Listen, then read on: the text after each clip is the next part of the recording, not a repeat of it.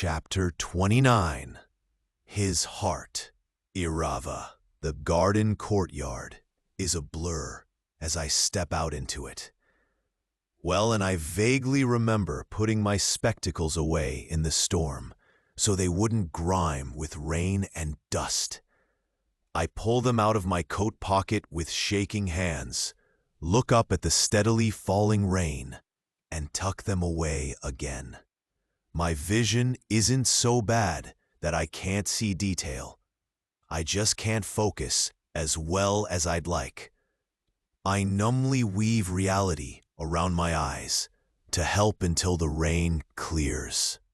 That small necessity just now feels profane. It doesn't help, and I realize that the blur is tears and that my chest is burning so hotly I can hardly breathe. Toravan's last words to me ring in my ears. But I do not otherwise want you in my sight, but from a distance. The words ring, and they ring, and they ring, until the tightness in my chest becomes unbearable, and the sound of my quickening breaths mixes with the ringing in my ears. He doesn't want to see me. He doesn't want to see me. I am nothing to him. I am nothing at all. But I can't stop seeing the hurt in his eyes. I blink back the tears, but they keep coming.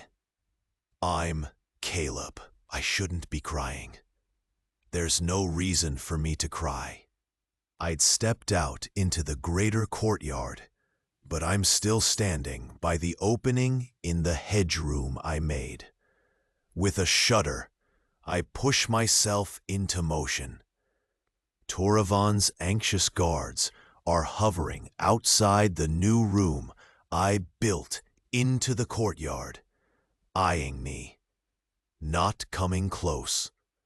As I cross the courtyard, I see branches, hats, and decorations strewn everywhere on trampled and wind-blown grass and flagstones.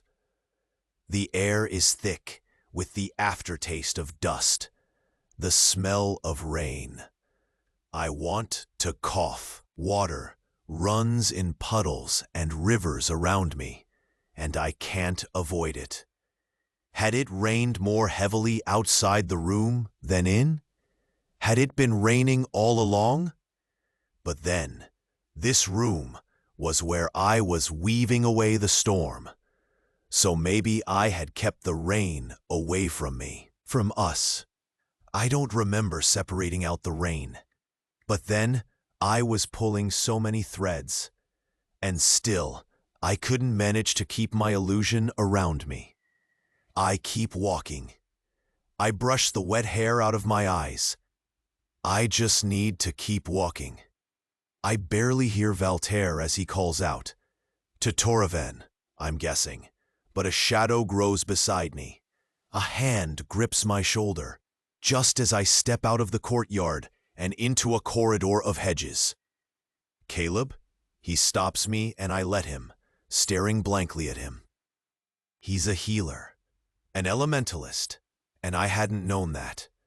That magic is coveted and rare, but not if you're a noble. Just like weaving is prized, but not if you're a princess.